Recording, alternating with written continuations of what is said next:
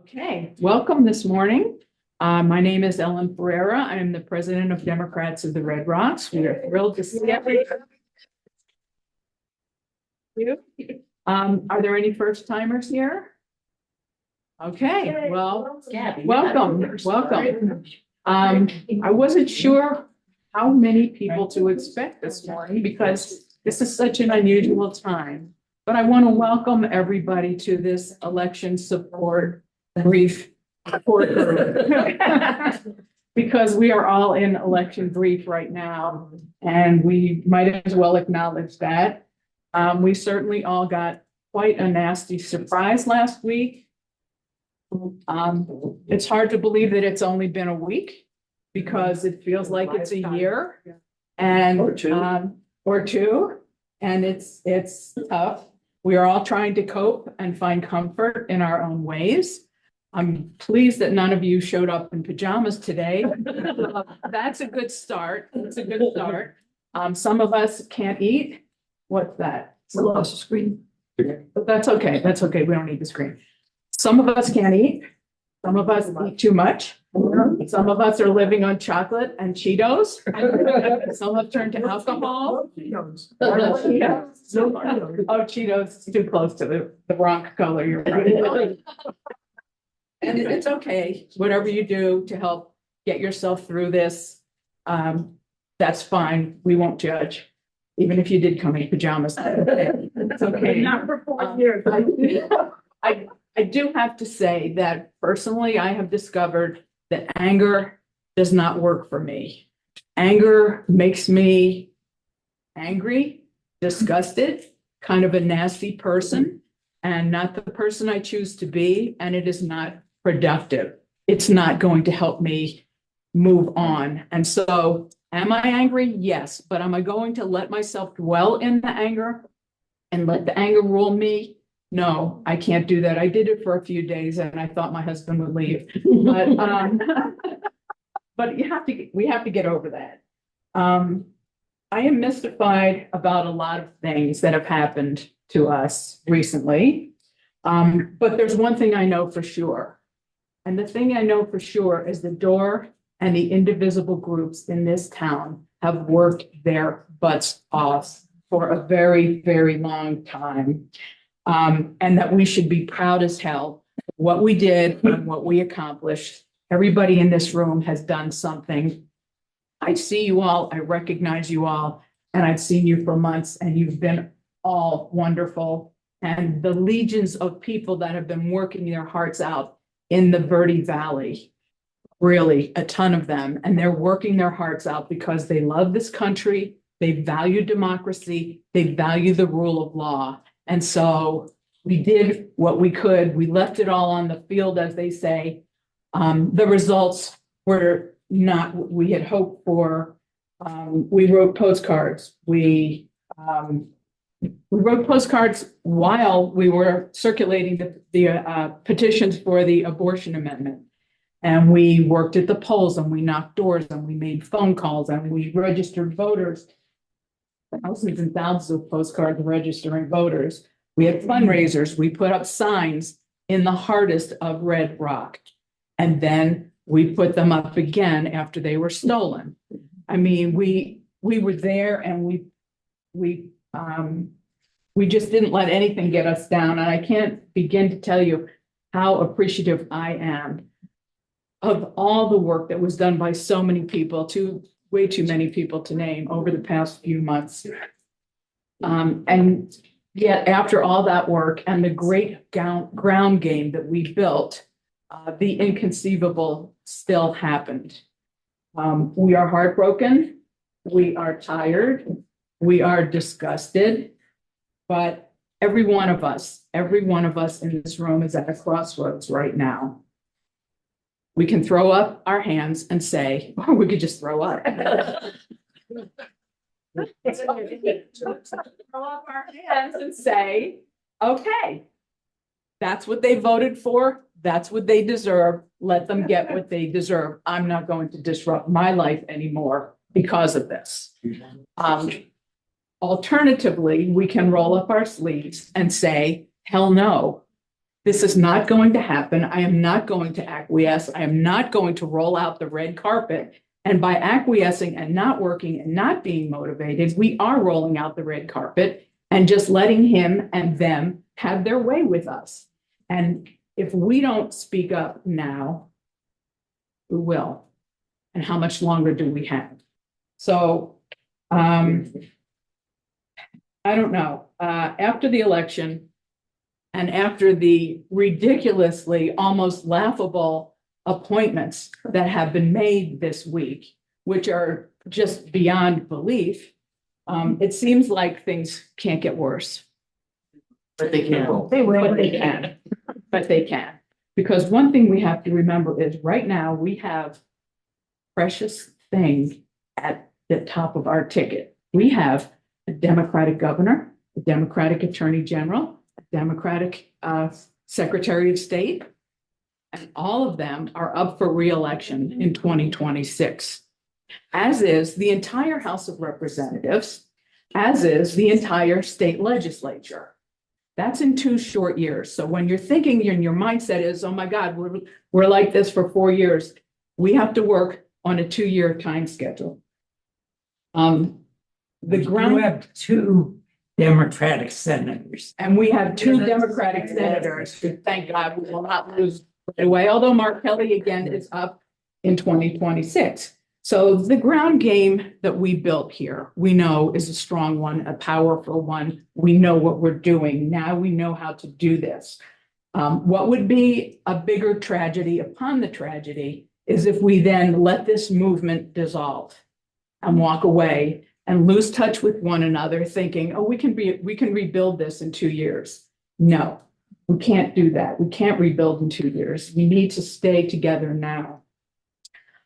We will meet. We will strategize on how to get better outcomes. Being part of a like-minded community like this is a great source of strength. And I hope you all will avail yourself of this community and this source of strength and not walk away in resignation. Let me assure you, DORR is not going anywhere. Yay. DORR has its office. We will be there year in, year out. DORR will be there. The office is staffed.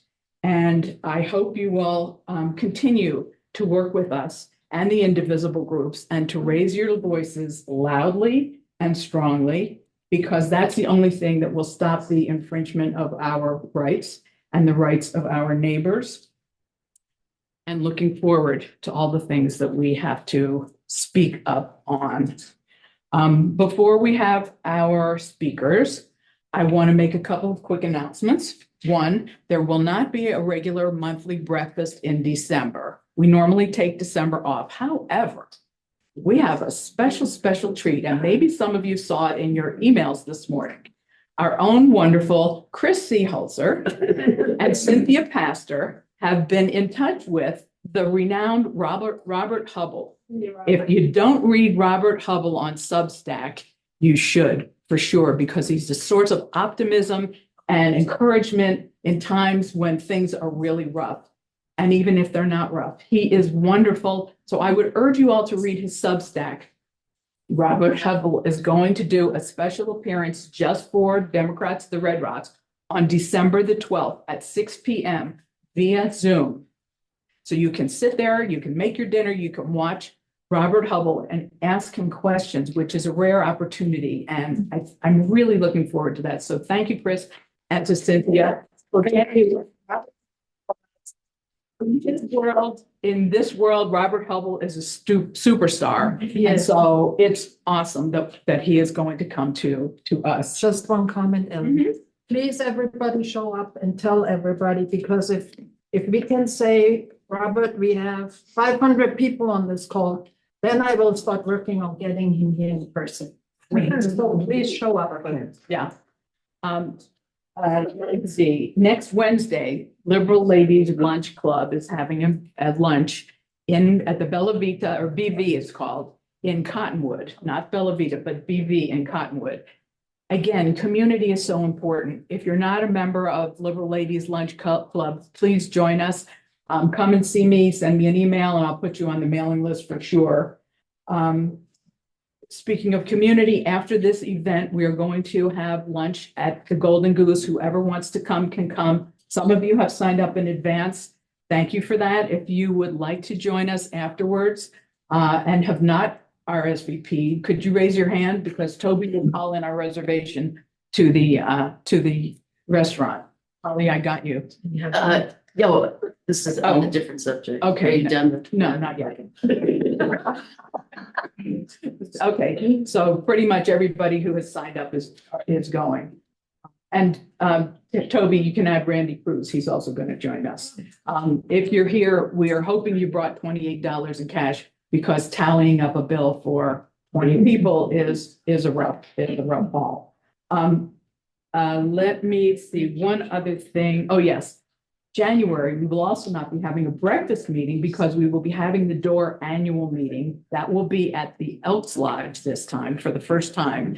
Normally we meet at St. Andrews, but we have outgrown that. And so we will be at the Elks Lodge and you'll get more information about that soon, but it'll be the evening of January the 12th. It's a Sunday evening. I just wanted to say that Mark Kelly's not up in 2026. Oh, he's 2028. Okay, Correct. perfect. Okay. Oh, yay. Okay. So, Kathy? And just following your theme of local and community, I haven't had the stomach or spirit to crunch any local numbers yet, but I've got him. do you? Because how did we do that, Holly? Well, we were gonna. We're gonna talk about that. Okay, so, yeah, thank you for bringing that up. Also, we had a couple of other wins with Vicky Check and got 139. We did have wins, and we will hear about those wins later, and then, whatever's not covered by, our guest, Jim Small, Holly has numbers that she can bring to us. I really need this session because I feel like I need to have these numbers and the results spoon fed to me because am I alone in not being able to watch TV or read the papers? Is there anybody else in this same boat? It's like, I don't know, RFK, and I expect my case, like, oh no. So this is going to be very, very helpful. If there's one thing we have learned over the past months, it is that we need to be able to trust the sources of our news. The two people that we have here today to speak to us are people that I trust because they're with organizations that I feel confident in. The first one is Dani Negrete. Dani is the political director for Indivisible. Indivisible, truthfully, is my North Star. Indivisible is run by Ezra Levin and his wife, Leah Greenberg. They started it right after Trump was elected the first time. Oh God, I hate to say that. And it is a remarkable nationwide grassroots organization, and Dani is their political director. So this guy knows what he's talking about, and I feel very, very grateful that he is with us this morning. Our second guest is Jim Small, who is editor-in-chief of the Arizona Mirror. And that is another, I just read it online. I don't think it is even printed, but it's an online publication. And they are very insightful, and I believe them and trust them. And so Dani will talk to us about the national results, and Jim is going to talk to us about the state results and some of the local things as well. There's a lot to cover. There's a lot going on. They'll speak, then we'll ask some questions. And then I know we all have the need to speak to each other. And so that's why we scheduled this lunch right after this meeting. And so I'm looking forward to that. So Shelley, will you turn on the screen and we'll present Dani Negrete from Indivisible. Thanks. Hello, everyone. Let me know if you can see me and hear me. Yes. Yeah. Great. Okay, great. Thank you so much for having me on today. I am just so honored to be here. I do have some slides that I have prepared to go through, but first, just to introduce myself for folks who haven't met me before. My name is Dani Negrete. I am the political director with Indivisible's national team here in Washington, D.C. And so this year, I worked with all of our organizing team, all of our folks across the country. I'm sure many of you know Trisha as well, to really make sure that we were resourcing the network to work on this election with an eye towards the most effective way to win votes. Obviously, I think we are not in the place that we want to be today. A lot has happened over the last week that we are still working through to understand exactly what happened in the election. But before I get into all of that, I just kind of want to echo the deep appreciation that has been shared already for the work that happened in Arizona to get where we are today. I want to really underscore that while we are all heartbroken about the presidential results and some of the House races that we were working on, it is a huge deal, a massive win that Ruben Gallego was elected, and getting that confirmation earlier this week was a just breath of fresh air after a week of really difficult news. So that is a huge deal. So is the passage of the AAA in Arizona. I know that the work that went into that as well was really incredible.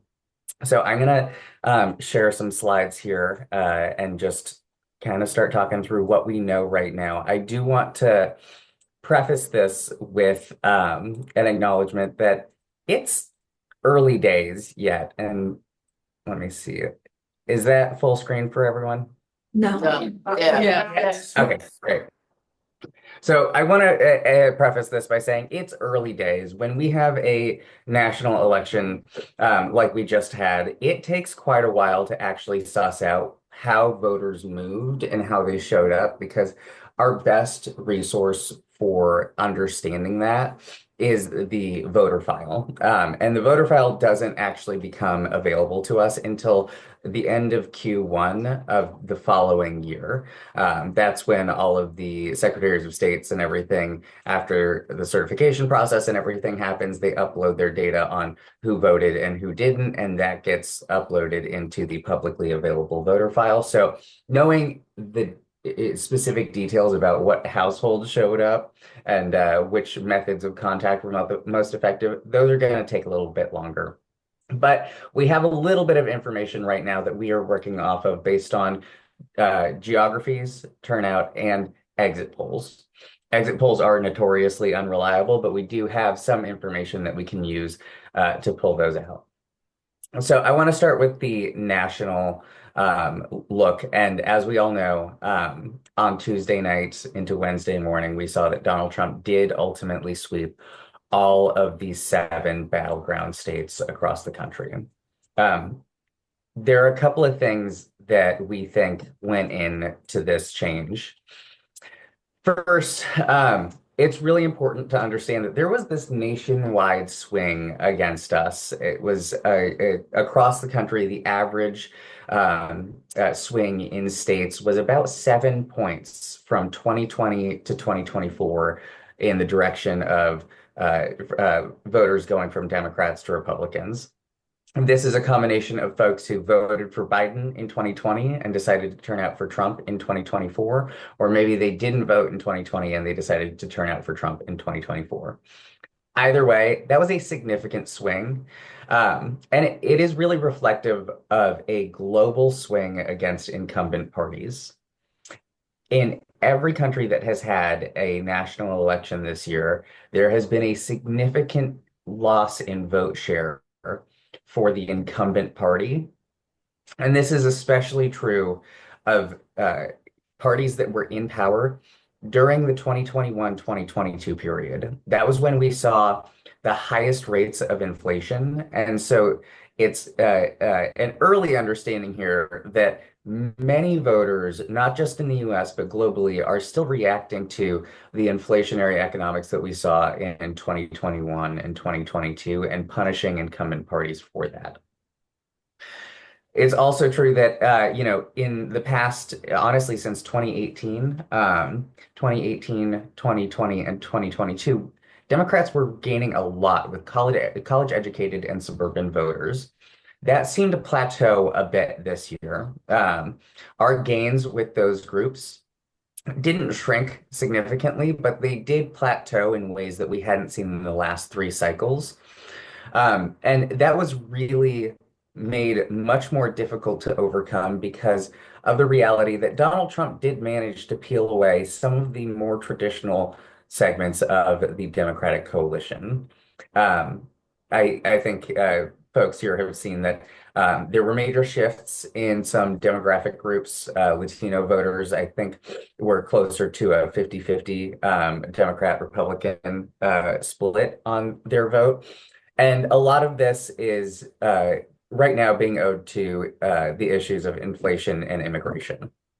The voters, especially working class voters who went with Donald Trump rather than Kamala Harris, pretty consistently cited in exit polls that it was about how far their dollar went under Biden versus how far their dollar went under Donald Trump.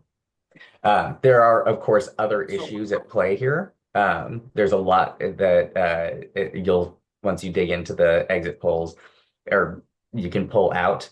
But inflation has been, and the economy has been really the key, along with immigration.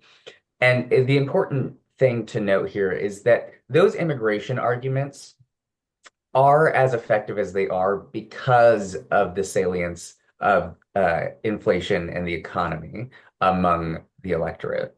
If folks felt like the economy was strong and that inflation was not harming them, the salience of immigration as an issue would not be as high. But immigration is really rooted in, voters who move on the basis of immigration. While yes, there are plenty who do that because of racist, nativist politics that they hold. There are also many who do that because they feel themselves economically threatened, no matter whether or not that is rooted in reality.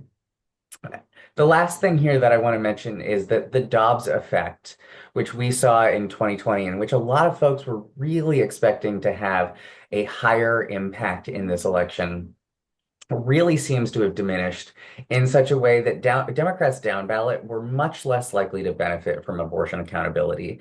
And the same way Donald Trump escaped accountability for his appointment of those justices who overturned Roe.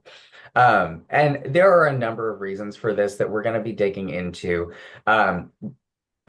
Not the least among them is that Donald Trump lied relatively consistently throughout the campaign, and he was really aided by the media in his lies about abortion, about wanting to return it to the states, about how he there was even a ballot initiative in Florida that he refused to say how he was voting on, and the media did not do a great job of pushing him on it.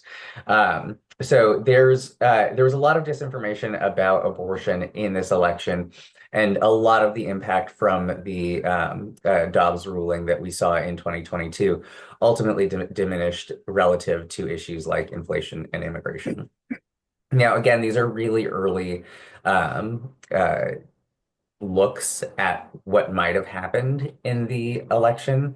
But this is what the map looks like. And I want to bring this up. I know it's a hard map to look at in a lot of ways. It's painful. On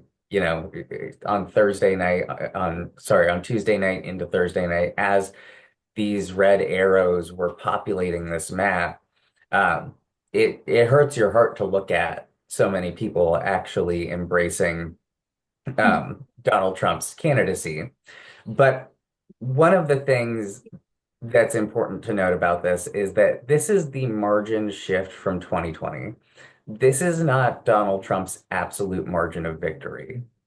So while we lost in the swing from 2020 to 2024, this map does not represent a mandate for Donald Trump and the MAGA agenda.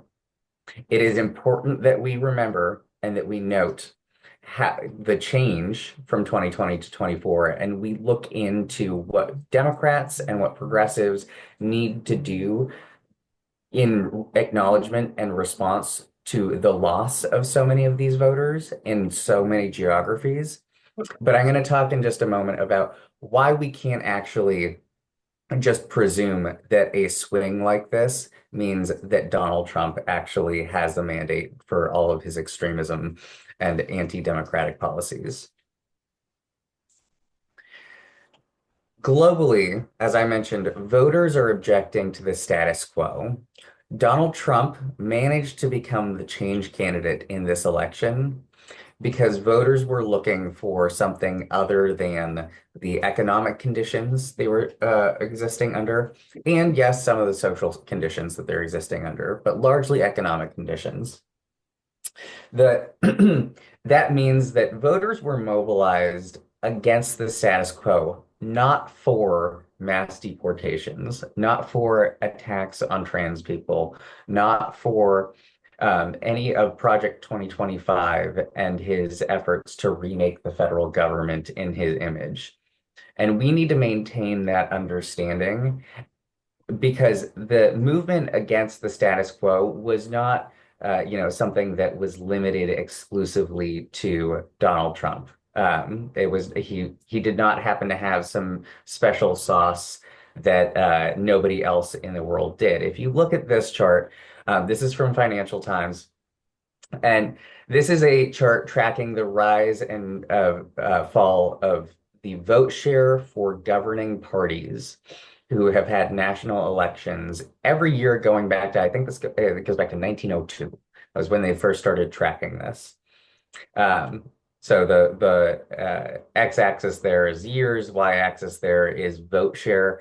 The dark line is 0. That would be no change in vote share. And all the way there at the end is 2024. All of those gray dots in that box represent elections that have happened this year. And the red dot there is the election that just happened. That's Democrats' performance in the election in 2024. That we had, it's a very little consolation, but it is true that Democrats fared a lot better than other incumbent parties this year because that global backlash against incumbents has really been felt globally, and it's not because of Donald Trump. I want to reiterate that. He did have really special impact and terrible impact on our national politics, but Democrats fared relatively well. I know, again, silver linings, relatively well compared to the global average among incumbent parties this year so far. Now, on top of the global considerations, I do actually want to look at the state by state performance because yes, there was a big swing nationally. 7 points is nothing to dismiss. But in states where we actually saw pretty significant campaigning happen, those battleground states, those 7 battleground states, the swing was much smaller across the board. In Arizona, the swing was 5.9. Not small, but still smaller. And then you have states like Wisconsin, where the swing was only 1.5, Georgia, where it was 2.5. And this is just to say that when we have a big national swing like this, it is easy to look at the work that we did and say, well, there's nothing we could have done. The work that we did didn't matter, but that's not true. And that's not true because the swing at the top of the ticket was much smaller, but it's this third column here that matters the most, and it's other statewide wins. In all of these, almost all of these states, there were other statewide elections that were happening, and Democrats won, or in one case at least, is still fighting. Democrats won these statewide elections that absolutely would not have happened had the campaigning on the ground not existed and been as successful as it was. There was a major headwind at the top of the ticket because there was a major movement against the incumbent administration, the Biden-Harris administration. But down ballot, the work that happened in all of these states, districts, and counties resulted in major wins. Ruben Gallego is an example of that. We all know that the polls in Arizona had him way ahead of Kari Lake. That was not the way that it actually panned out. It was much narrower. And if the Arizona swing had been closer to 7 points rather than 5.9, Gallego might not have pulled it out. We might be dealing with a 54-seat Republican majority and Carrie Lake headed to DC right now if it weren't for the work that went in to bring that margin back down. We saw this in Michigan with Slotkin winning. We saw this in Nevada with that very narrow Rosen win. In Carolina with Josh Shapiro, and it wasn't just Josh Shapiro in North It's Carolina. Georgia, it's Pennsylvania, Pennsylvania, sorry. Yeah, sorry, yeah, it wasn't just. Sorry, I'm talking about Shapiro, the governor governor candidate in North Carolina, Oh. who beat Mark Robinson. He was the statewide candidate the governor who beat Mark Robinson. Now he and all of the other statewide Democratic candidates won in North Carolina. It was just the top of the ticket that really struggled. And now in Pennsylvania, the reason I have a question mark there is because Bob Casey is still contesting that election. It is probably going to go into a recount, and they're still counting ballots right now, those provisional and overseas ballots. Bob Casey is a major champion in the Senate. We are hopeful that he will be able to get the resources that he needs to get those votes counted. It's unlikely. There's a gap there for Bob Casey in Pennsylvania, but it is so important that all of those ballots get counted in Pennsylvania. It is so important that we demonstrate what it looks like to go through the appropriate legal processes to count all the ballots, rather than, of course, what Carrie Lake has done in the past, and just deny the results altogether. So that is outstanding. But again, it's coming down to nearly 50-50, which is a much better margin than the 2020 to 2024 swing. And then, of course, in Pennsylvania, Tammy Baldwin won there. So Wisconsin. Oh, sorry, Wisconsin. I appreciate that. Wisconsin, Tammy Baldwin won there. So this is, again, just to reiterate that although there were some really painful swings, we did win statewide. And it demonstrates that there is a majority of the electorate, or at least a plurality of the electorate in each of these states that is willing to vote for Democrats. Still, it is not a mass movement against the Democratic brand exclusively. It was a reaction to the incumbent administration that was really being punished there. Now, I want to talk a little bit about the federal elections in Arizona, and then circle back to like what all of this means for us going forward. Of course, we got the great win for Ruben Gallego, as I mentioned, but it was much closer than the polls had indicated. Some polling was way off this year. Some of it was spot on. I think we will see. I'll have to actually I have this information right here, what the polling average was just prior to the. So the polling average just prior to the election was that Gallego would win by about 5 points. Where we won't be closer to 2 or 3 points here, but some of the polls had him leading much in a much more significant way. But we won, and the thing that matters now is, like I said, we have a huge champion for the people of Arizona, for working people headed to DC. To represent Arizona rather than Carrie Lake. And this win was not something that we should take for granted. It was the result of a lot of work over the course of several years, not just to defeat Carrie Lake, but to hold Senator Sinema accountable and to push her out. Imagine the circumstances we would be in right now if Sinema accountability hadn't happened over the last 2 years and she decided to run again, either staying in and holding the Democratic nomination, or running as an independent. The circumstances would be much worse, and the only reason we are here is because of the amount of work that went in over the past 2 years to advocate for Gallego, hold cinema accountable, and make sure that Lake could not get away with her extremism. Uh-oh. Did I lose y'all?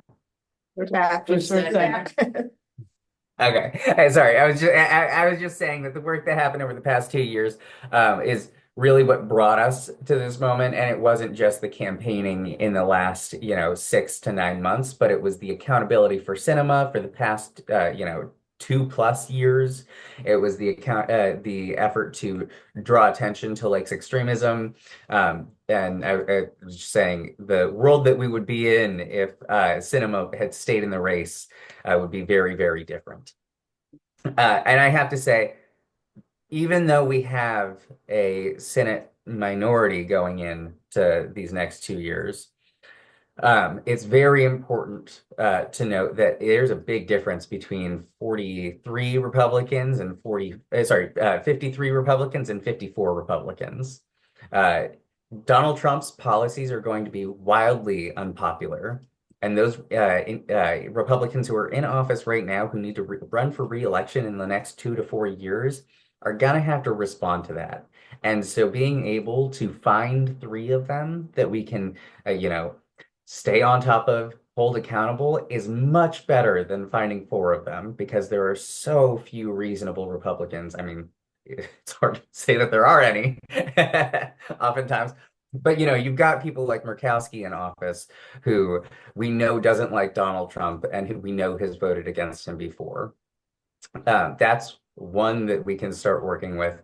And then you have to build from there. Getting to 3 is much more doable than getting to 4. So this is a big win. Going to talk just briefly about Arizona 1 and 6 and then happy to take questions. Arizona 1 and 6, the fight for the House came so close. It was so close. And these they remain winnable in 2026. We have to maintain this will to fight for these 2 races, these 2 districts, because especially Arizona 6 came so close. And we are now at the point where the Republican majority is only going to be 1 or 2 seats. That's even smaller than the majority that they came into 2022 with. 1 or 2 seat majority will not be able to pass Donald Trump's most unpopular bills. They will not be able to hold on to power if we have special elections to replace I think he's up to 5 Republican members of Congress that he's now nominated for cabinet or other administration appointments. We have the opportunity to flip some of these seats, whether it's between now and 2026 or in 2026 with these races. It's going to be one of the key things that we can do to fight back is build our strength in these 2 districts. And so I cannot stress that enough, how important that's going to be, and how great it was to see, especially both of them, but Arizona 6 comes so close. So I'm going to pause there. I know I've only got a couple minutes left, but happy to take any questions or dig deeper on anything that folks might have questions on.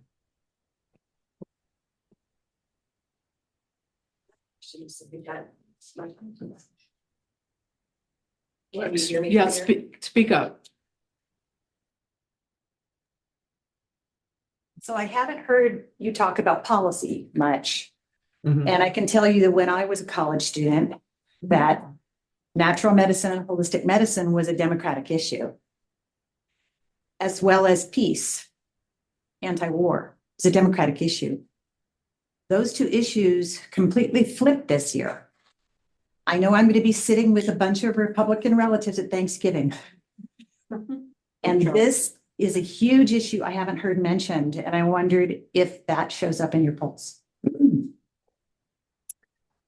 Yeah, so I will say overall, when you're looking at any of the exit polling, for the most part, foreign policy and military policy, very low on issues that mobilize, but not very low, but it's lower than the economy and immigration, abortion, and democracy have really been among the top issues. Foreign policy, generally not. Healthcare policy is up there, but usually in the context of affordability of healthcare. One thing that I would say is important to keep in mind as we're thinking about how this issue in many ways did swing, how those issues in some ways swung against Democrats among certain segments of the electorate, is the simple reality that Donald Trump was able to lie because he had the support of a media ecosystem that amplified his lies. The idea that he is the anti-war candidate and then immediately appoints Marco Rubio, who has called for the bombing of Iran and invasion of Mexico, along with Donald Trump, just as he has, is really only possible because there's a media ecosystem that has amplified Donald Trump's lies around his positions. We have to figure out how to navigate that. And we also have to figure out how to answer those questions as Democrats and as progressives in a way that feels authentic and in a way that answers people's concerns about the future and uncertainty globally. We haven't done that. And I will say a big part of the problem, I think, for a lot of voters was that they didn't know where Vice President Harris stood on those things. They knew where Joe Biden stood on those things and largely attributed that to Vice President Harris. His approval ratings on those topics were not good, especially on the foreign policy front. So we do have to figure out how to talk to voters who are undecided and who are mobilized by those issues when they are hearing falsehoods, like just immediate, absolute, direct falsehoods from the opposition that aren't challenged by the press or media. Okay, thank you. It sounds like we have 2 questions online, and then we have a couple more here. And then we will bring on Jim Small from the Arizona Mirror. So Shelley, do you want the people online to ask their questions? I'll read them. Okay. Cora asks, what are your thoughts about the race with Jonathan Nez? I immediately, as soon as I saw that he had already filed for 2026, I messaged Trisha because that is great news. He is a great candidate for that district. It is, I have to say also that So cool. I had 2026, goosebumps.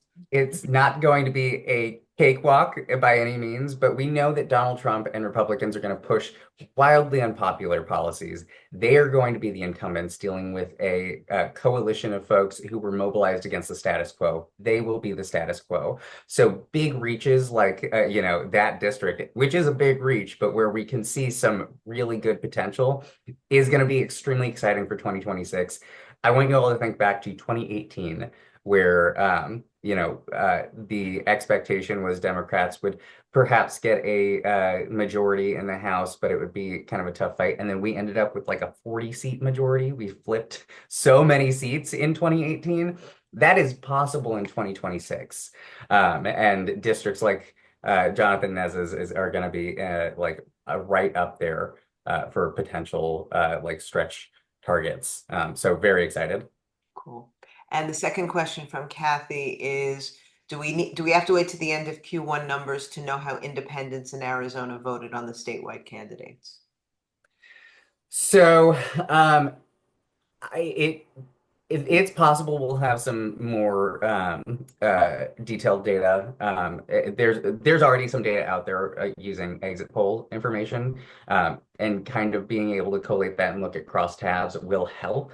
But if you're looking at the individual household level, whether or not independents turned out is going to be like an independent household turned out is going to need that voter file data that will come a little bit later. But there will be some information. The one challenge with, and you all know this as well as we do, is that while we know whether or not they voted, who they voted for is the harder thing. But that's when you have to look at whether or not they turned out and add that with the geographic outcome, and how many votes people got. So you do that at the precinct level, and you can do some of that prior to the voter file coming out. Okay, thank you. That's it for Zoom.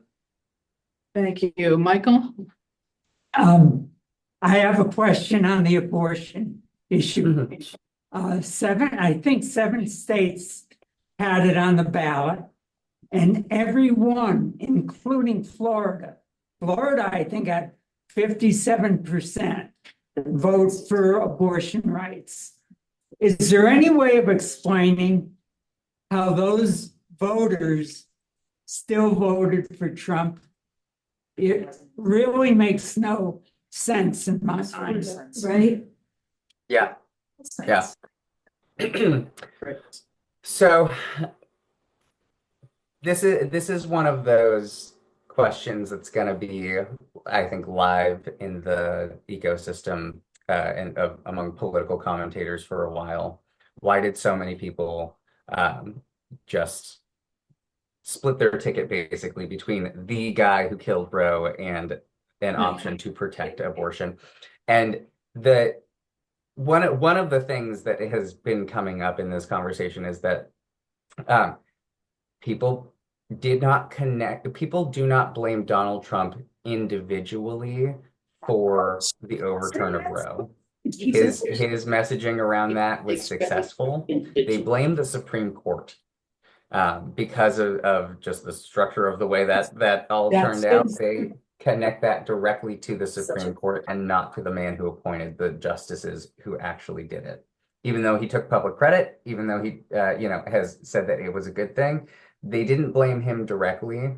And in some ways, it's possible that voters who were presented with the opportunity to protect abortion at the state level,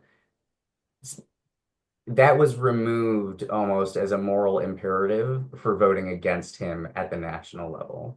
I have protected abortion where I live, and so I am less concerned about what Donald Trump will do on abortion nationally. Which is a shame. It is a real shame, and I am hopeful that we will be able to connect the national politics of abortion with state level access, even in states that have protected it. Florida is a great example here. They voted 57% in favor of abortion protections, but because of the way Florida ballot initiatives are structured, they had to reach the 60% threshold to pass that. So they're still living under the national national repeal of Roe and the Florida state level ban of abortion because their state level ballot initiatives require 60% passage. So we have to make those connections for folks. We have to make sure that they understand, where national policy influences them, even if they have the opportunity to vote on a state level ballot initiative. All right, we have time for one more question. And what I said earlier about not hanging on to your anger, that's going to take a little bit. Karen? That was my question. That was your question. Okay, perfect. All right, well, Dani, thank you so much for being with us today. I can't Thank you so much for having me. It's been a real pleasure. And thank you all so much for the work that you did this year. It was really honored to be here and to watch it all happen. Thank you. Thank you. And you're more than welcome to stay on and listen to Jim Small, who is editor-in-chief of the Arizona Mirror. He is terrific. And you're certainly welcome to hang in there and hear what he has to say about more Arizona-related things. So thank you. Thank you again. Okay. Now let's present Jim Small, who will talk to us about more state level results. Thank you. Welcome, Jim. Hi, good morning, everyone. Thank you so much for having me here. Apologies if it's a little loud, if noise seeps through. I've got neighbors who are doing construction, and I've got a couple of dogs who are milling around who might start barking if the Amazon guy or the UPS guy shows up at my front door. So apologies in advance for that. And one of them's a husky, so she is incredibly mouthy. So I don't really have anything. I don't have a presentation prepared or anything. But I think let's just to kind of set the stage. This was the year locally where Democrats, local Democrats, national Democrats had really seen the best opportunity that they'd had in probably 60 years to take control of the state legislature. And they went all in on that idea. If anyone remembers a couple of years ago, the 2022 elections were the first ones under these new redistricted maps. Democrats got dinged for not recruiting enough candidates, essentially to win a majority in those seats in 22. They had a pretty conservative game plan. They stuck to the single shot strategy. There you go. See, there's my husky. They stuck to the single shot strategy, which allowed them to make concerted runs at districts in Republican leaning districts at seats, particularly in the state house. They took some criticism for not recruiting enough candidates. Essentially, I think the way it worked out is best case scenario in 22, had they won every single race that they were involved in, they would have gotten to a split house, I think, and like one shy in the Senate. So in 24, the decision was made that this was going to be the year, right? Trump was back on the ballot.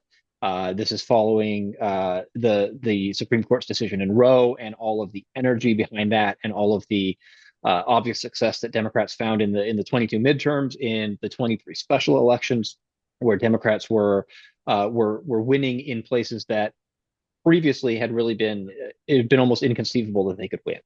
So they recruited a strong slate of candidates in 24, up and down the ballot in legislative races, and the most important thing that they did is that they shifted their strategy in districts where Democrats already had a toehold and they had one House seat. They decided that the only way to get to the majority was to go for two, and you had to win both House seats. Districts, I live in District 2 in North Phoenix.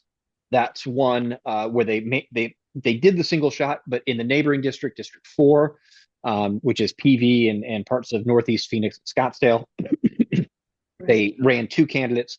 Same thing out in Chandler. In District 13, they ran two House candidates, and they marshaled all kinds of resources and forces.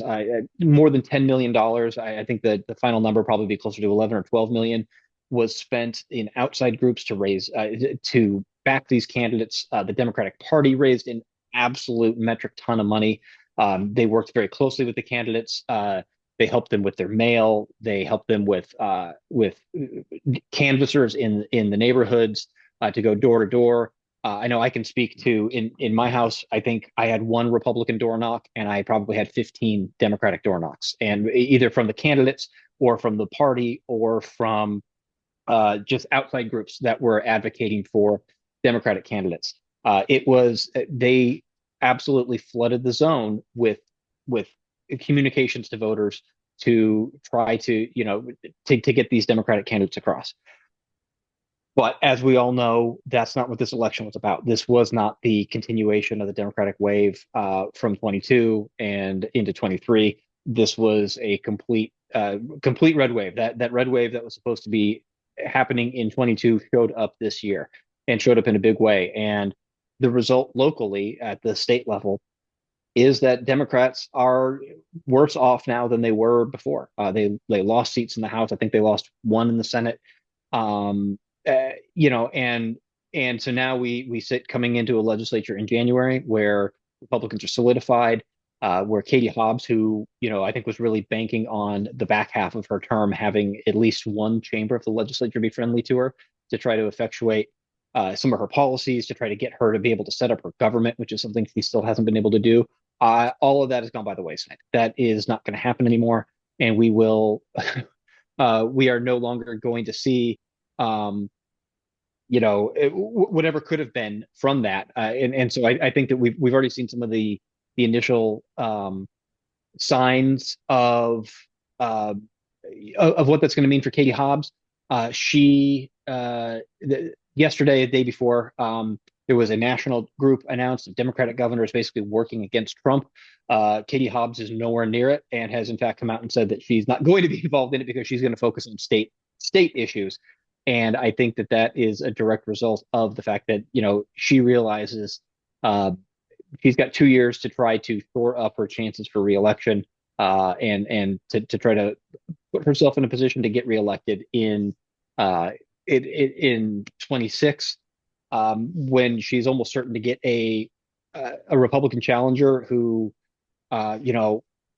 probably is not going to be Carrie Lake. And I think you can look at that election in 22, and I don't think it's very hard to conclude that Katie Hobbs won because Carrie Lake was that bad and she was that disliked by Republicans, by independents. And if she's not on the ballot again, I think that presents some big challenges for Katie Hobbs and for her winning a second term. And so I think that they are now in full on scramble mode and really trying to look to see how do they set themselves up for the best chance of success going forward. I think the legislature, when they come back in January, it's going to be a circus. It's going to be a lot more fighting with Hobbs. I think it's going to be a lot more. We're going to see a lot of, a continuation of the same kind of policies we've seen over the past several years, probably even more so. I think they're going to feel emboldened because Trump is in office, and that they want to pick a political fight with Katie Hobbs and with the Democrats because they are hoping to carry the momentum from 24 into 26. And get back to controlling all of the powers, the levers of power in state government. So that's mostly, I think, just kind of setting the table. I'd love to take questions from your group and kind of talk about whatever it is that is on your guys' minds. Holly has a question, then Kathy, and then I'm hoping that you might be able to talk a little bit about some of the propositions as well. Holly? So I have a question for you. Why do you think that Chris Mays, who's also running for re-election in 2026, has less fear about coming out against Trump than the governor does? I think some of that is just personal style, right? I think that at a very general level, I think Chris Mays is more willing to take risks and is a bit bolder, I think, than Katie Hobbs is. I've known Governor Hobbs since she was, I think I covered her first election to the state legislature, which was probably 20 years ago or so. I think that she's generally, I think, a little bit more risk averse and is, that's mostly what I would chalk it up to. I think that Chris Mays is in a better position, honestly, to be able to try to do things. She has, Hobbs has to work with the legislature, and she has to work with the legislature that is not interested in working with her. So I think, there's some action she might be able to take through executive order and things like that. And we may well see her do that, but do it a little bit more quietly. She is probably in a weaker position heading into a re-election fight than Chris Mays is, paradoxically, even though Chris Mays barely won. But I think that I would say that Katie Hobbs, the Republicans are definitely going to be gunning for the governor's seat. And I would not be surprised to see someone like, Karen Taylor Robeson, who Carrie Lake defeated in the primary in 22, make another run for that with all of her money. And be able to really make economic arguments against Katie Hobbs. Those arguments don't work quite as well against Chris Mays, although she has certainly, I think, put her mark on the state and has definitely branded herself as anti-Trump and has no plans to back down from that. Do you see Katie being challenged in the primaries? No, probably not. I don't think that that's typically the way Democrats do things, or if they do, it's not going to be a credible challenger. But I mean, barring something happening, in the next 18 months, I'd be very surprised if there's any kind of credible challenge to her in the primary. And lastly, thank you for the Arizona Mirror. I read it every day, and it's a wonderful publication. I really appreciate it. Thank you. Appreciate you your subscribing and reading. I have a question on Zoom. Please talk more about the schism between Hobbs and her legislative caucuses. Their choices for legislative leadership indicate that they're not down with her strategy to move to the right. No, they're not, and they've been, there's been a lot of tension there over the last 2 years. I think that we've seen um, the governor's office move independently of the legislative caucuses, particularly in that first year. I think that budget in 23 was uh, pretty reviled by Democrats at the state capitol. Um, they felt sandbagged by it, and the governor had agreed to a bunch of stuff that they had no intention of going along with, and she expected that they would just fall in line behind her. I think that's part of the growing pains of being governor and having to deal with your party. A little surprised that Katie Hobbs had that issue, given that she was a state legislator and was in fact a legislative leader. But it is what it is. I think that the Democrats in the House and Senate are going to, they're going to play the role of the loyal opposition. And some of it's going to be performative, and some of it will be, sincere disagreements with positions that Hobbs takes. At the end of the day, the decision they're all going to have to make is, do we go along with what the governor, do we take the wins the governor got on our behalf and call it a day, or do we fight and kind of have an open brawl with the governor? I think more often than not, they're probably going to quietly grumble and sulk about it, and not make a big public to do over it. But there absolutely will be a couple of things, I'm sure, that are going to pop up. Whether it's issues on immigration, or maybe some tax policy, or possibly some even some voucher stuff. I know that the governor's been trying hard to get the voucher changes to the voucher system, and Democrats in the legislature would love to do that. But at the end of the day, any wins she's going to get there are going to be modest at best, and probably non-existent. So the politics of it does present a challenge for everybody. But realistically, the legislative Democrats may not even need to be on board any kind of budget plan. Republicans have strong enough majorities, and if that's the case, then they will be able to plant their flag in the ground and just let the Republicans own the whole thing along with the governor. Kathy? Yes, following up on, again, the governor, because this is going to be huge for us in 2 years. What happens there is really going to make or break the state. So Governor Hobbs is in an extremely difficult position, because the other governors that signed on to the Governor's Safeguarding Democracy had, at least, even if they're not blue states, at least they had wins in that state. So she has not. This state went red. It's highly unfortunate, but at the same time, Katie's a lot of the support that she's enjoyed has come from the blue areas of the state, including Sedona and the Verde Valley, Flagstaff areas, which are, not going to be happy about her not taking a stronger position. So she cannot win re-election in any way, shape, or form without, by alienating her core base. So she is in a very difficult, almost no-win position. But I would think if I were in her shoes at the moment, trying to make a decision of which way to go, I would feel that a certain amount of the red leaning and the Trump supporting is gone to me. I would not want to alienate my base, and I would want to be receptive to that. She's going to come to areas like this for money, for fundraisers, for support.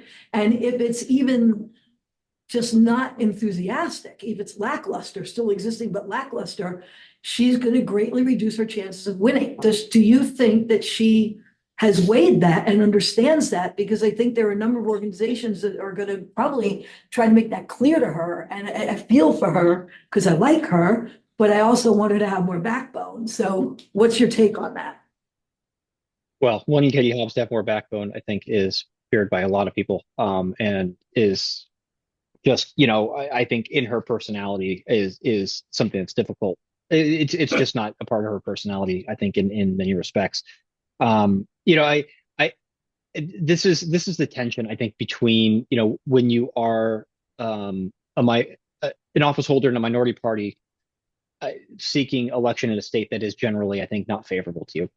And the calculation, you have to try to figure out how do you balance invigorating your base and turning them out and getting them fully behind you without at the same time alienating those other voters that are not in your party that you need to win. And like it or not, the way that Democrats win in Arizona is they have to win independents, and they have to win them probably about 65%.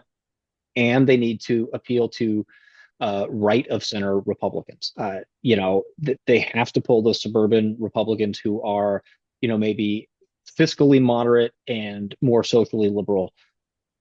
And that's the way Democrats have to win here. And part of that goes with the assumption that the base is going to fall in line behind whoever the Democratic nominee is. That is, barring something exceptional, a situation where you are running against a deeply unpopular candidate like a Carrie Lake. That is the way you win. I mean, that's how we saw Kyrsten Sinema win that way in 2018. We saw Mark Kelly win 20 and 22 with that playbook. Ruben Gallego managed to transform himself from a progressive firebrand into a much more centrist and moderate Democrat in order to pull off the same feat this year. Katie Hobbs kind of stumbled into it, I think, a little bit in 22. They tried to do their best at it, and in a lot of regards, I think it worked, but it wasn't not as effective as the other candidates. And I think that's that is the path forward for Democrats to win here, and it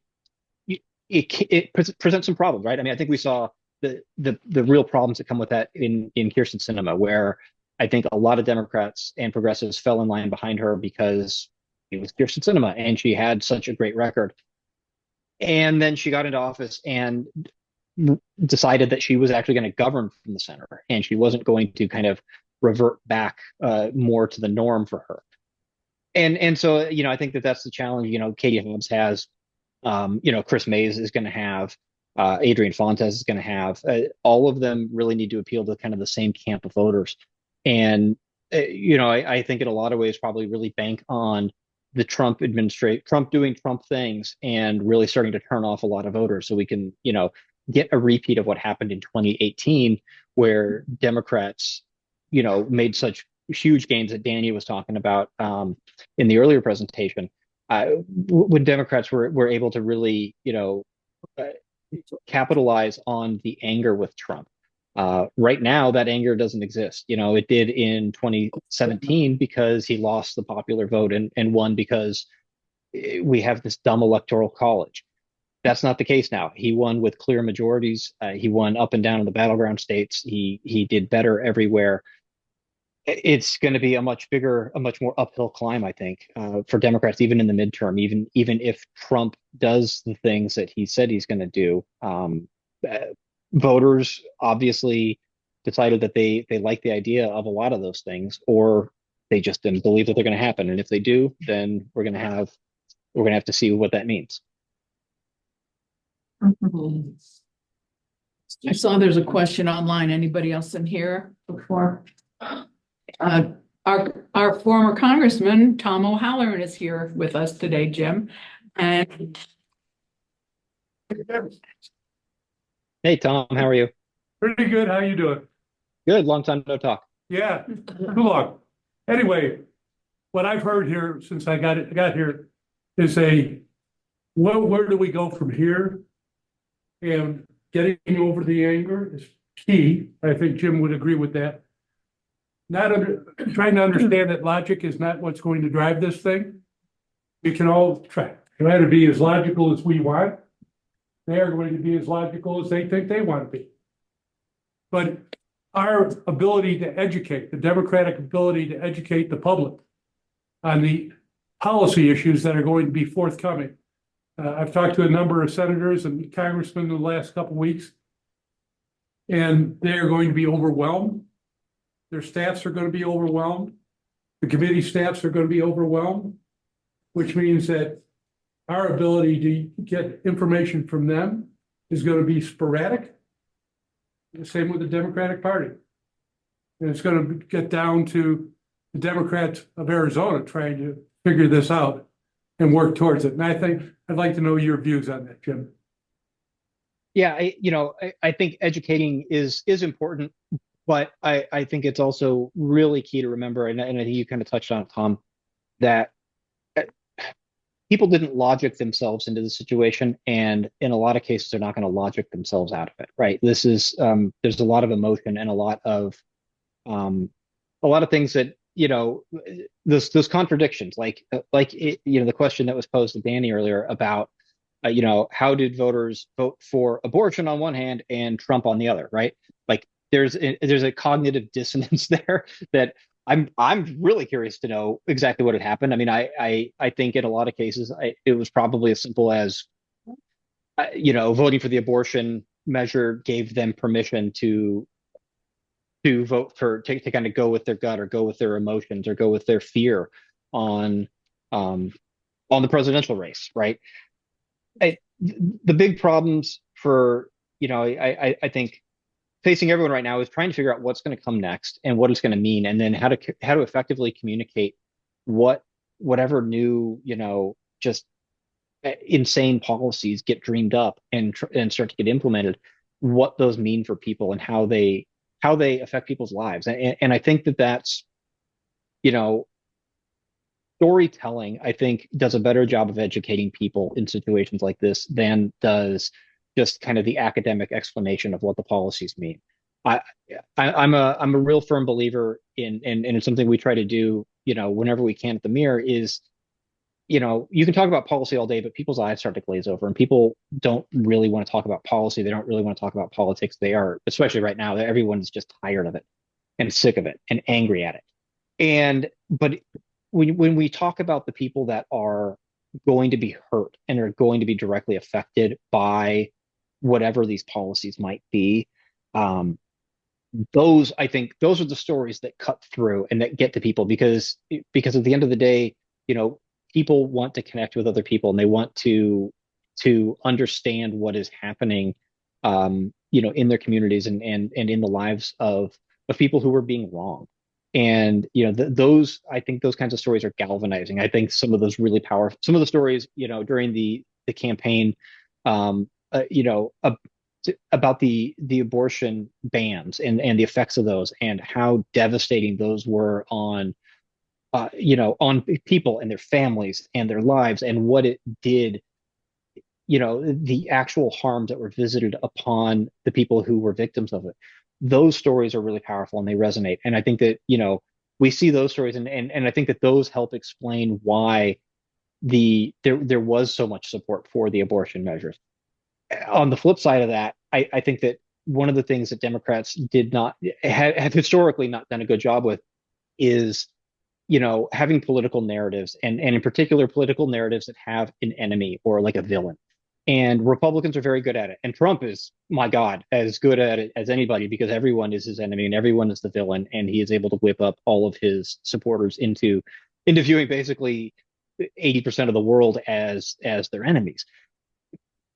The Democratic gains in 2018, I think one of the reasons that they happened was, yes, America was terrified of what Donald Trump was doing and was going to do, but also he did make a foil and he was a very obvious kind of narrative from a narrative structure in the antagonist, right? And he was the villain and he was the person that could be, you were running against that.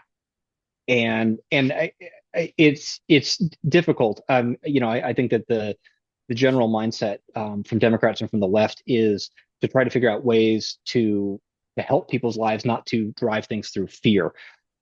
Unfortunately, that is kind of the currency of the realm that we're in right now, and so that presents, I think some inherent problems just with trying to figure out how do we connect to these voters and how do we how do Democratic campaigns and candidates and advocacy groups, how do they go out and tell those stories and talk to those voters and get them to change their mind and move away from Donald Trump and the right and the MAGA candidates and into more liberal and progressive.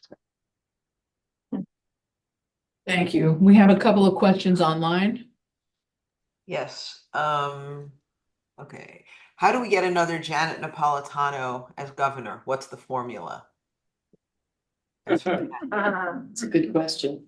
No, it is a good question, right? It's obviously I think Governor Napolitano was, kind and kind of in the right place at the right time. And sometimes it's just that, it takes some of that in the right place at the right time with the right resume and the right opponent. And, but she also is, testament to the idea that, in a state like Arizona, and this was especially true, oh gosh, in 2002 when she won, right? 2 decades ago, that Democrats who hew to the center tend to find more electoral success. And, especially when you're running in a state that's red or in a district that is, that leans to the right, those are, that's what needs to happen. And those are the Democrats who are able to speak to those right of center independents, to those, soft Republicans, to the non-MAGA Republicans. They're able to talk to them and really get them on board, and convince them that they're not. The Republicans spend all their time talking about how Democrats are, socialists and crazy and are communists and are going to do this, that, and the other, horrible thing that it is invented, or that they take, something like, I don't know, supporting solar energy, right, and turn that into they're going to destroy America by making it illegal to own a car or whatever, whatever the nonsense is. And it takes you have to fight against that, and Democrats have to go up against that. And there's an entire media ecosystem that amplifies and spreads these kinds of narratives about Democrats, that the Republicans and the far right are pushing. And so any Democrat who walks into an election in a Republican leaning area is immediately has to climb that hill, and that is difficult. And it generally, I think, the success is going to be found on campaigning, at the very least, as a more moderate Democrat and not as a progressive. And another question from Peggy on Zoom.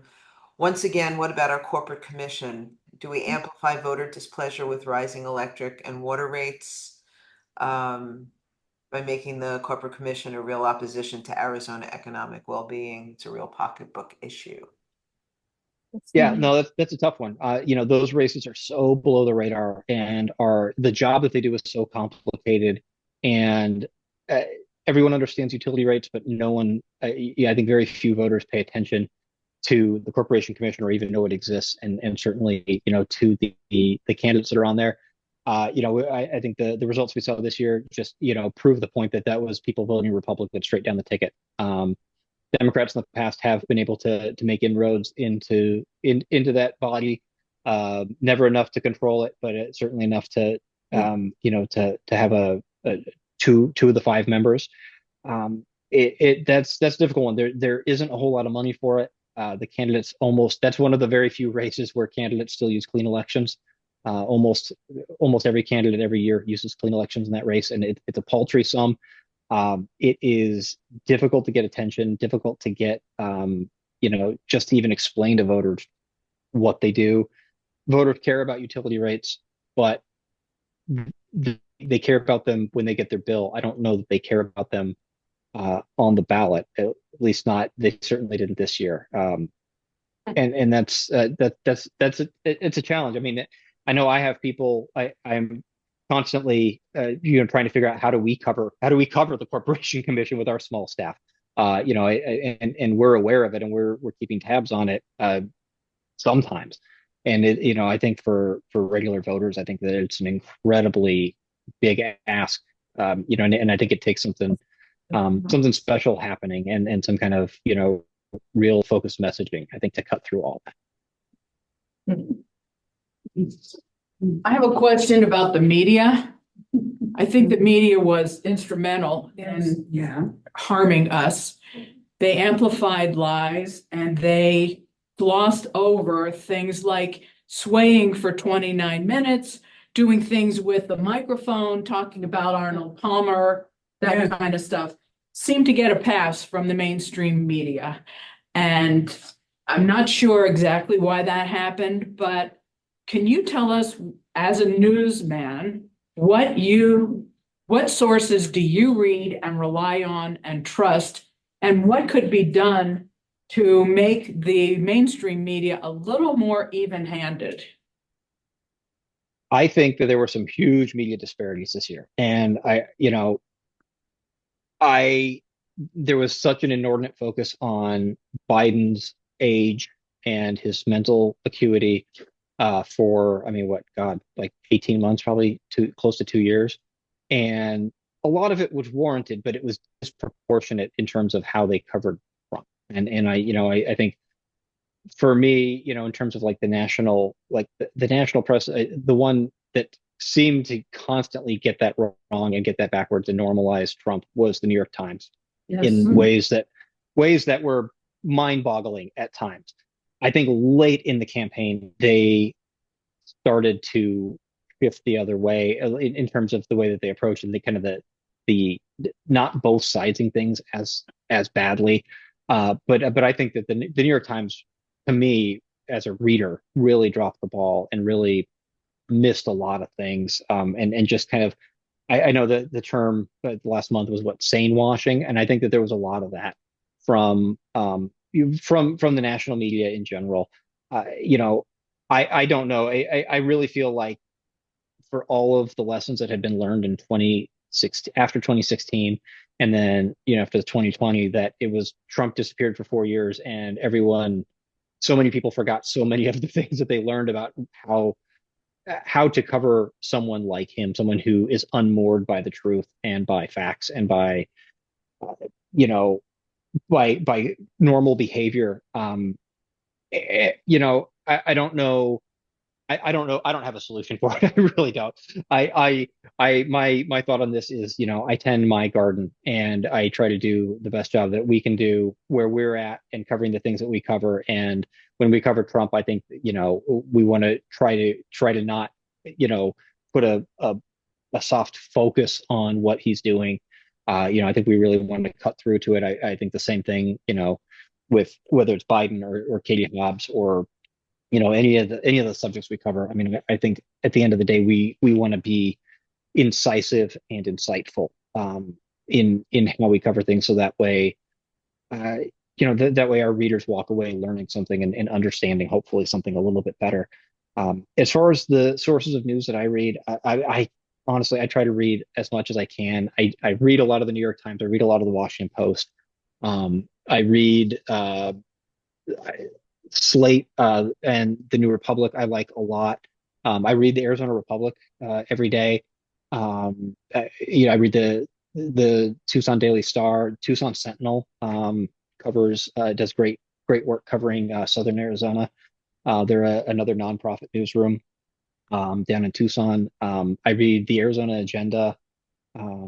I read the Arizona Capital Times, where where they really generally have their thumb on the pulse of what's really going on kind of behind closed doors at the Capitol. I try to keep up on lots of different media outlets and lots of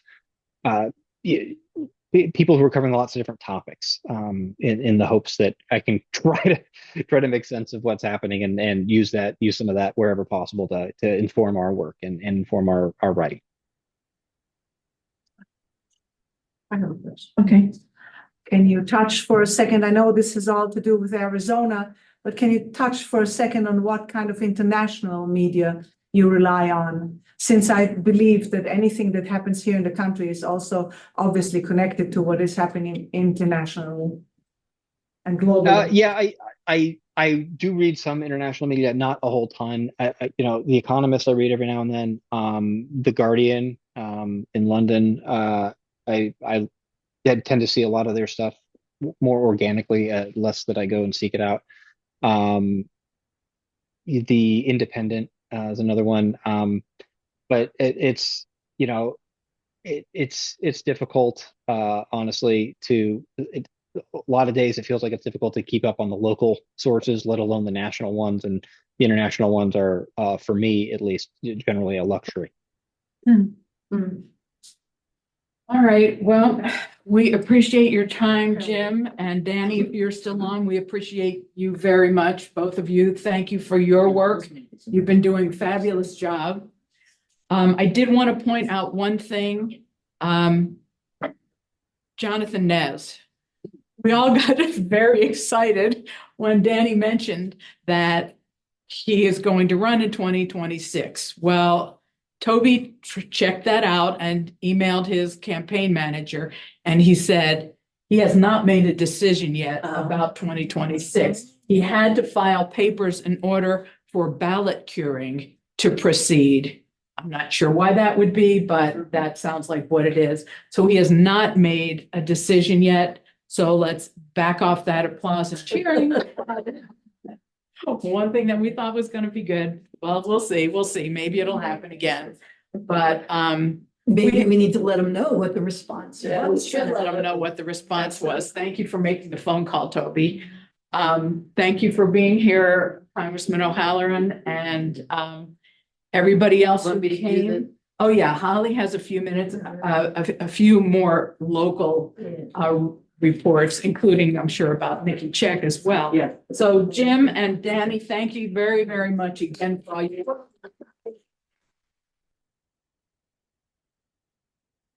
Okay, so data is limited at this point because neither county has officially canvassed the election. That doesn't happen until next week.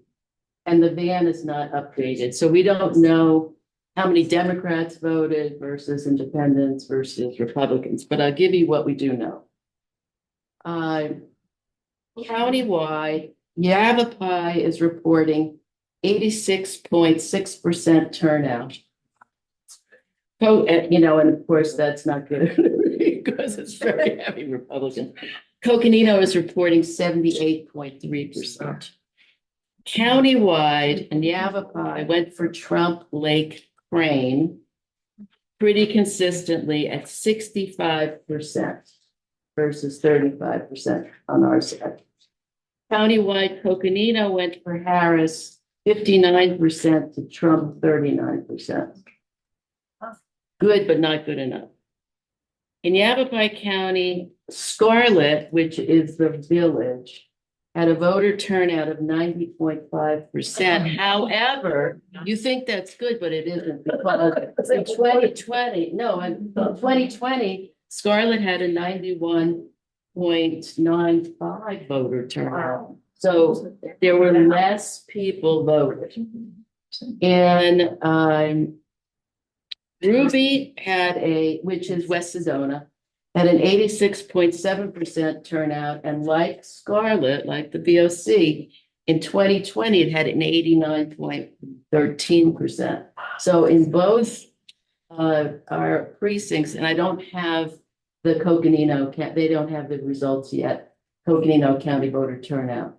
But in Yavapai County, we did not have as many people come out and vote as we did in 2020. Scarlett and Ruby both voted for Harris by 57%. Scarlett and Ruby both voted for Gallego with 56.7%. So a little bit of a down ballot off, but pretty close. Scarlett and Ruby both voted for Nez with a 56.6%. Scarlett voted for Check with 57.6%. Ruby voted for Check with 56%. So Ruby, West Sedona, has gotten more conservative.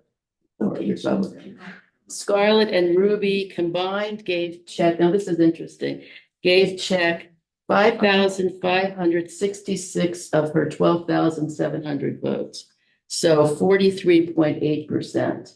And we have less people here than the rest of the district, but we were stronger for Check.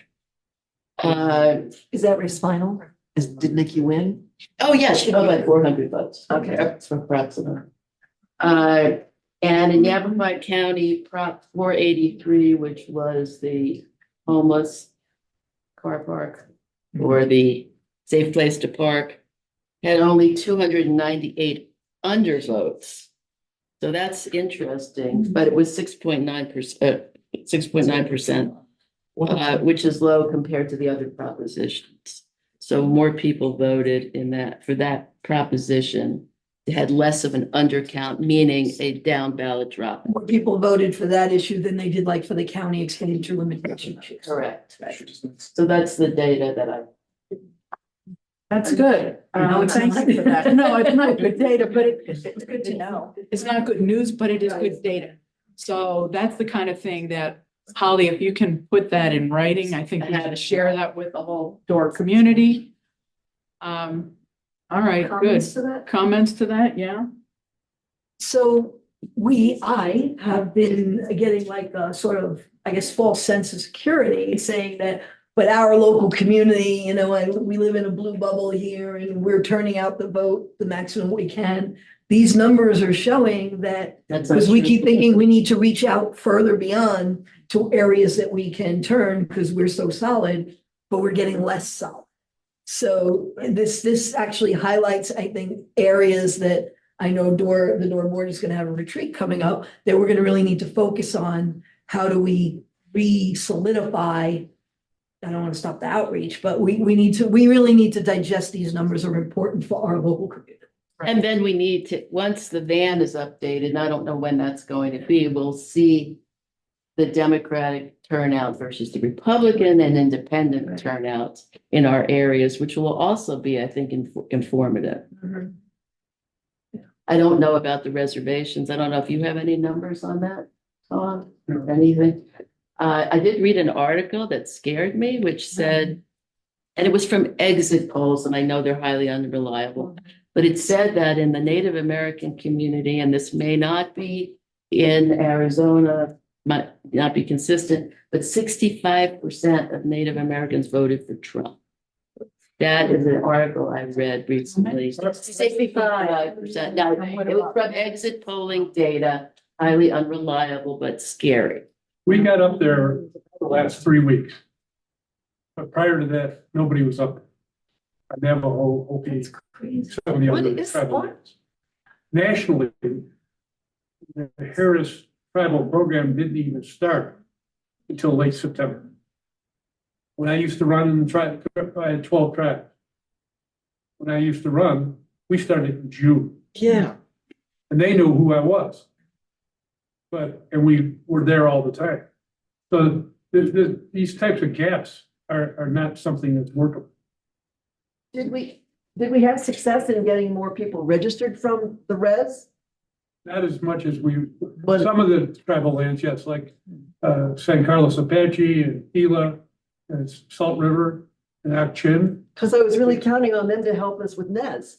Well, they have to be energized. Yeah. So they didn't get energized. I mean, he got up there and worked it, but you have to work it consistently. And nobody had been up there for a year and a half. What about Missa? I mean, I would say on the maps that were on the news or in the papers, there are 3 counties in northeast Arizona. They come down like stripes. Yep. There were 2 reds, 2 blues, and 1 red in the middle. And Neville. I don't remember which Neville. county. Yeah, that was the county. I think that probably was was the closest what you're saying. Holly, do you know the vote on the NIS effort? No, not. Okay. Because you have to add all those counties. Yeah.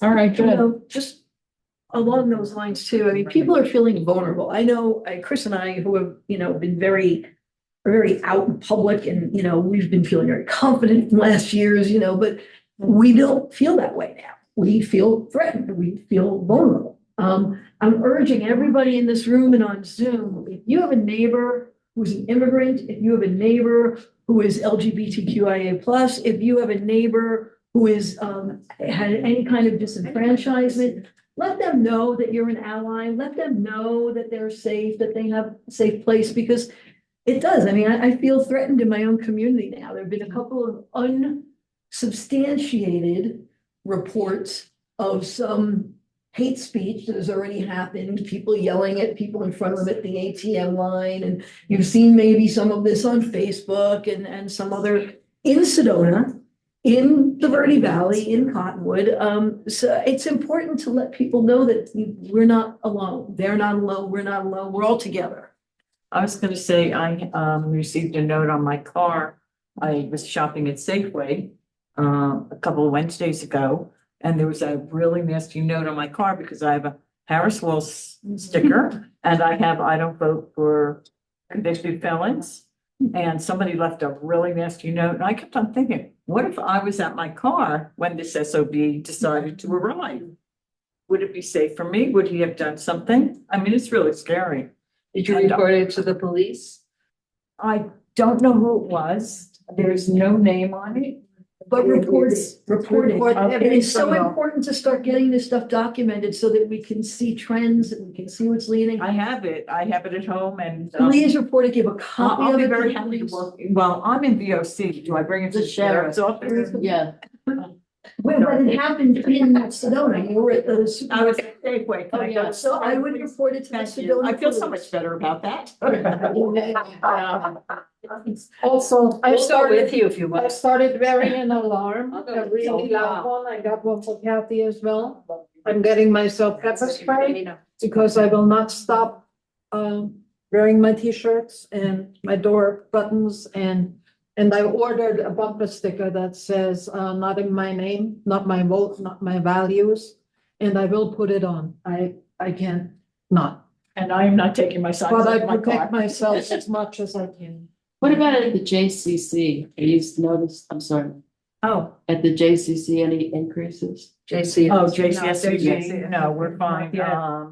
We try to get police, security on Friday nights when we're open for services, but they haven't been there for many weeks because of other situations that are occurring. So we can only have them when they're available, not being called away.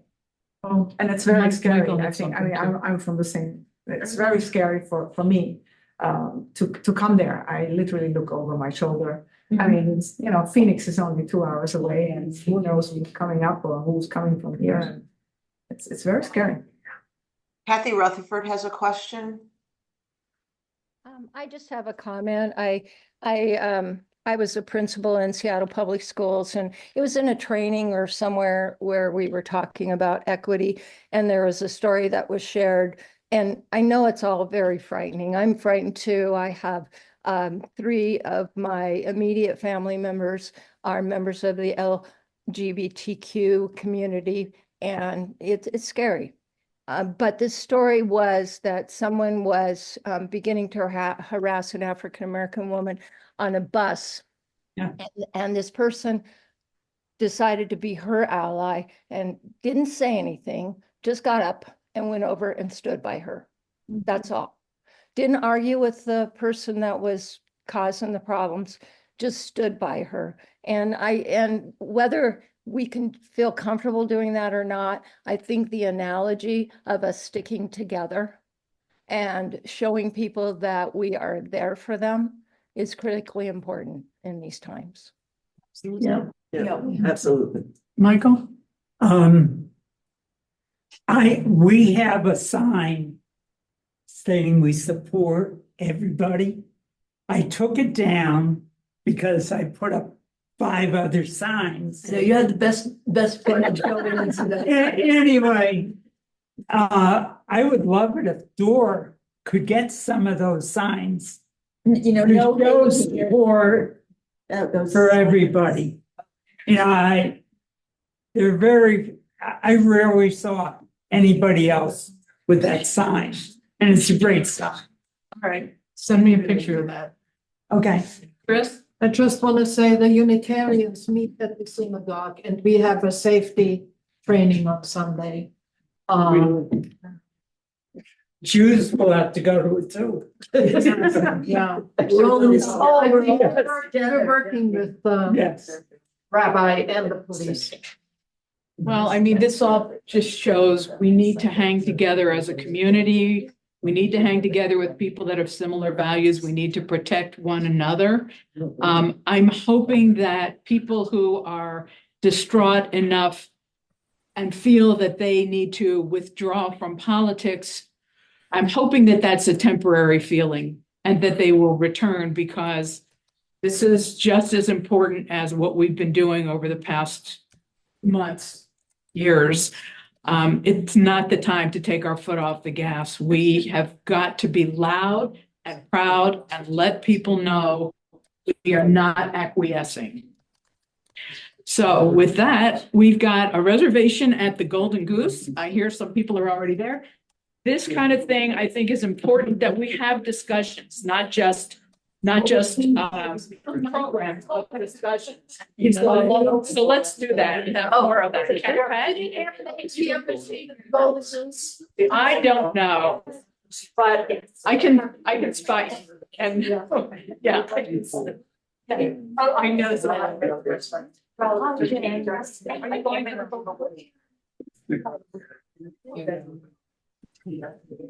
It's scary.